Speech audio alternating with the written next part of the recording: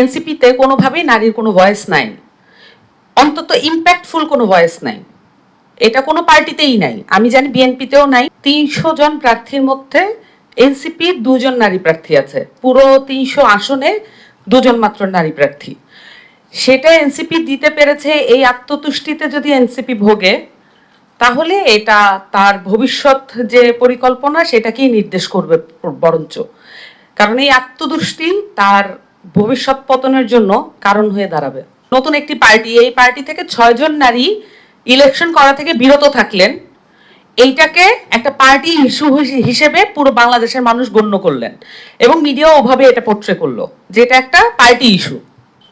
But আমি বলবো গণঅভ্যুত্থানের পরে ৬ জন নারী যারা এই পার্টি থেকে ইলেকশন করতে পারলেন না, এইটা কোনোভাবেই একটা পার্টি ইস্যু না, এটা একটা ন্যাশনাল ইস্যু ছিল, যেটাকে কমিয়ে এটার মাত্রাটাকে রিডিউস করে এটাকে একটা পার্টি ইস্যুতে পরিণত করা হয়েছে কতিপয়ের সুবিধার্থে। এখানে পার্টিগুলো আসলে, এই রাজনৈতিক দলগুলো আসলে যেভাবে চলে, এই রাজনৈতিক দলগুলোতে আমি বলবো যে এনসিপিতে কোনোভাবেই নারীর কোনো ভয়েস নাই, অন্তত ইম্প্যাক্টফুল কোনো ভয়েস নাই।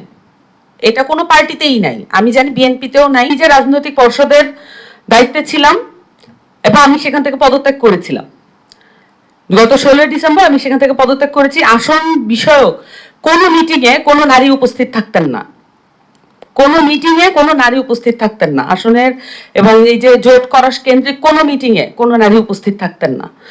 সো আমার কাছে মনে হয়েছে একজন নারী হিসেবে আমি রাজনৈতিক পর্ষদকে আলংকারিকভাবে এমনভাবে উপস্থিত করছি যাতে করে মনে হয় যে অন্য নারীদের প্রতিনিধিত্ব আমি করছি, কিন্তু আসলে এটা করছি না।